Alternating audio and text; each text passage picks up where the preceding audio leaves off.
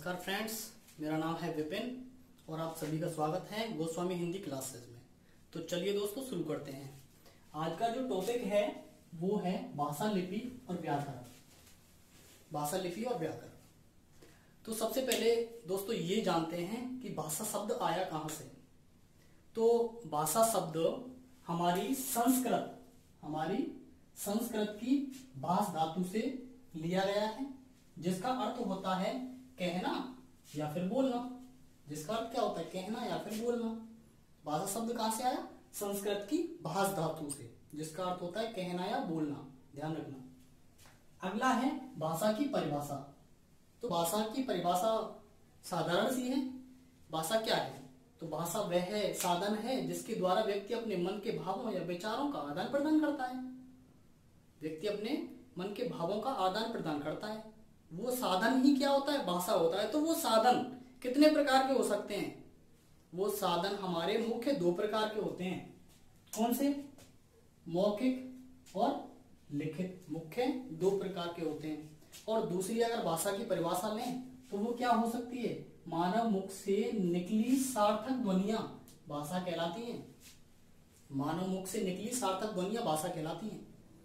अब भाषा के प्रकारों की बात करें तो भाषा के प्रकार मुख्य तो दो ही होते हैं, लेकिन तीसरा भी प्रकार होता है दोस्तों। ध्यान रखिएगा, तीसरा भी प्रकार होता है। अन्य प्रकारों में तीसरा भी होता है सांकेतिक भाषा। सांकेतिक भाषा तो एक एक करके समझाएंगे तीनों को। मुख्य दो ही हैं जिनको लिया गया है। तो मौखिक भाषा सबसे पहला क्या होता है? मौखिक भाषा। तो मौखिक भाषा क्या होती है? जब व्यक्ति अपने मन के भावों या विचारों को बोलकर व्यक्त करे और दूसरा सुन करके, वही क्या हो जाएगी? उसकी मौखिक भाषा हो जाएगी। फॉर एग्जाम्पल के लिए उदाहरण में टेलीफोन, दूरदर्शन, भाषण देना, वार्तालाप करना और रेडियो, ये सब मौखिक भाषा के उदाहरण हैं। उदाहरणों में जैसे समझे, टेलीफोन पर मैं अगर किसी से बात करूं तो मेरा बोलने का तरीका मौखिक भाषा के अंतर्गत और उसका सुनना मौखिक भाषा के अंतर्गत। दूरदर्शन देखा ही होगा, भाषण तो देखा ही होगा। नेता लोग होते हैं हमारे, भाषण देते हैं, तो वो भाषण देते हैं और दूसरे सुन करके उसका आभार व्यक्त करते हैं। वही क्या हो गया? मौखिक भाषा के अंतर्गत आ जाता है। अगला होता है लिखित भाषा। तो लिखित भाषा क्या होती है? तो लिखित भाषा वो भाषा होती है जिसके अंतर्गत व्यक्ति अपने मन के भावों या विचारों को लिखकर व्यक्त करता है। जब व्यक्ति अपने मन के भावों या विचारों को लिखकर व्यक्त करे, वह लिखित भाषा है। उदाहरण के लिए जैसे पत्र लेखन। पत्र लिख करके अगर किसी को भेज रहे हैं तो वो लिखा हुआ क्या करेगा? हमने तो लिख दिया, वो लिखित भाषा हो गई। और दूसरा उसे कैसे समझेगा? पढ़ करके समझेगा। तो वो हमारी क्या हो गई? लिखित भाषा ही तो हो गई, पढ़ रहा है वो उसे। अगला होता है समाचार पत्रों को।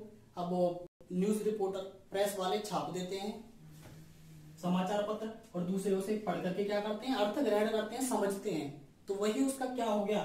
लिखित भाषा का प्रकार हो गया। अगला है कहानी लेखन और जीवनियां। महान पुरुषों की जीवनियां जिन्हें हम पढ़ करके उसका अर्थ समझते हैं, वही हमारा लिखित भाषा के अंतर्गत हो जाती है, जीवनियां। अगला है महत्वपूर्ण पॉइंट है, ध्यान से समझिएगा। भारतीय संविधान में 22 भाषाओं को मान्यता प्राप्त है। कितनी भाषाओं को? 22 भाषाओं को।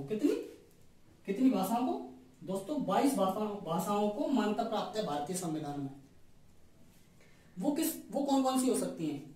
तो वो भाषाएं हैं हिंदी, असमिया, बंगाली, डोगरी, बोडो, उर्दू, नेपाली, गुजराती, कन्नड़, कश्मीरी, कोंकणी, मैथिली, मलयालम, मराठी, मणिपुरी, उड़िया, पंजाबी, संस्कृत, संथाली, तमिल, सिंधी और तेलुगु। इस प्रकार ये कितनी भाषाएं हो गई? 22 भाषाएं। तो भारतीय संविधान में 22 भाषाओं को मान्यता प्राप्त है, जिनका मैंने अभी नाम लिया। अगला है महत्वपूर्ण पॉइंट है 14 सितंबर 1949 को। कब? 14 सितंबर 1949 को हिंदी भाषा को राजभाषा के रूप में स्वीकार किया गया। कब किया गया? 14 सितंबर 1949 को राजभाषा के रूप में। किसे? हिंदी को। और इसे केंद्र सरकार ने, सेंट्रल गवर्नमेंट ने इसे किसका दर्जा दे दिया? इसे स्वीकार कर लिया और इसे राजकाज की भाषा के रूप में अनिवार्य कर दिया कि राजकाज में जितने भी कार्य होंगे, हमारे जितने भी ऑफिशियल वर्क होंगे सरकारी, उन सब में हिंदी भाषा का प्रयोग किया जाएगा। नोटिस देना होता है, गवर्नमेंट नोटिस देती है तो वो हिंदी में होने चाहिए। राजकाज की भाषा के रूप में हिंदी को स्वीकार किया गया। अगला है मातृभाषा। तो दोस्तों मातृभाषा क्या होती है? तो जिस भाषा को बालक अपने परिवार में सीखता या अपनाता है, जिस भाषा को बालक अपने परिवार में सीखता या अपनाता है, वही उसकी क्या हो जाती है? मातृभाषा हो जाती है। वही उसकी मातृभाषा हो जाती है। वो उस भाषा को कहां से सीखता है? अपनी माँ से, अपने पिता से, अपने भाइयों से और बहनों से, अर्थात परिवार के सदस्यों से। परिवार के सदस्यों से अपनी भाषा को क्या करता? सीखता है। वही उसकी मातृभाषा हो जाती है। अगला होता है दोस्तों बोली। तो बोली क्या होती है? बोली होती है भाषा का मौखिक रूप। भाषा का मौखिक रूप बोली है, लेकिन यह सीमित अथवा बहुत कम क्षेत्रों में बोली जाती है। सीमित का मतलब होता है बहुत कम दायरा, बहुत कम क्षेत्र में बोली जाती है, बहुत कम क्षेत्रों में बोली जाती है। इसमें साहित्य की रचना नहीं की जा सकती दोस्तों, इसमें साहित्य नहीं रचा जा सकता। क्यों नहीं रचा जा सकता? वो इसलिए क्योंकि अगर हम साहित्य की रचना किसी बोली में लिखेंगे या करेंगे तो वो हम दूसरे क्षेत्रों में भेजेंगे, तो ऐसा भी तो हो सकता है कि उस क्षेत्र के लोग उस बोली को ना समझ पाए। तो इसलिए इसलिए साहित्य की रचना नहीं की जा सकती। किसमें? बोली में। अगला होता है लिपि। और उससे पहले अगर हम एग्जांपल लें तो जैसे मैथिली है, राजस्थानी है और बुंदेली है, ये क्या है? हमारी बोलियों के अंतर्गत ही आती हैं। अगला है लिपि। तो लिपि क्या होती है?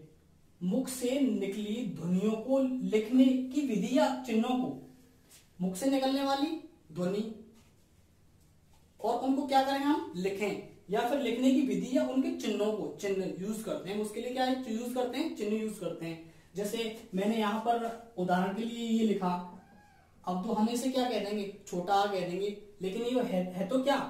चिन्ह ही है ना, है तो चिन्ह, साइन ही है। तो हमने इसे छोटा आ क्यों कहा? क्योंकि ये हमारा देवनागरी लिपि का चिन्ह है, जिसे हम छोटे आ के नाम से भाषा में जानते हैं, तो इसलिए। तो अगला है, तो लिपि क्या होती है? हमारी मुख से निकली ध्वनियों को लिखने की विधि या चिन्हों को हम क्या कहते हैं? लिपि कहते हैं। तो यहाँ पर कुछ प्रमुख भाषाएं दी गई हैं जिनकी लिपि यहाँ बताई जा रही है। तो प्रमुख भाषाओं के अंतर्गत लिपियां कौन कौन सी होती हैं? देखिए, पहला है हिंदी, संस्कृत, मराठी, नेपाली। देवनागरी लिपि में लिखी जाती है। कौन सी लिपि में? देवनागरी लिपि में। अगला है पंजाबी, गुरुमुखी लिपि में लिखी जाती है। अगला है हमारा उर्दू, अरबी, फारसी लिपि में लिखी जाती है। और अगला है अंग्रेजी, फ्रेंच, जर्मन, पोलिश। कौन सी लिपि में? रोमन लिपि में लिखी जाती हैं। तो दोस्तों ये थी हमारी भाषाएं कुछ और लिपियां उनकी। अगला जो टॉपिक है वो है हमारा व्याकरण। तो व्याकरण क्या है? तो व्याकरण भाषा को शुद्ध रूप में लिखना, पढ़ना और बोलना सिखाने वाला शास्त्र है। क्या चीज? भाषा को शुद्ध रूप में लिखना, पढ़ना और बोलना सिखाने वाला शास्त्र ही क्या होता है? व्याकरण होता है। अब व्याकरण के कितने अंग होते हैं? 4 अंग होते हैं व्याकरण के। कौन कौन से? तो सबसे पहला जो अंग है वो है वर्ण विचार, दूसरा है शब्द विचार, तीसरा है पद विचार और चौथा है वाक्य विचार। इस प्रकार भाषा के कितने हो गए? 4 अंग हो गए।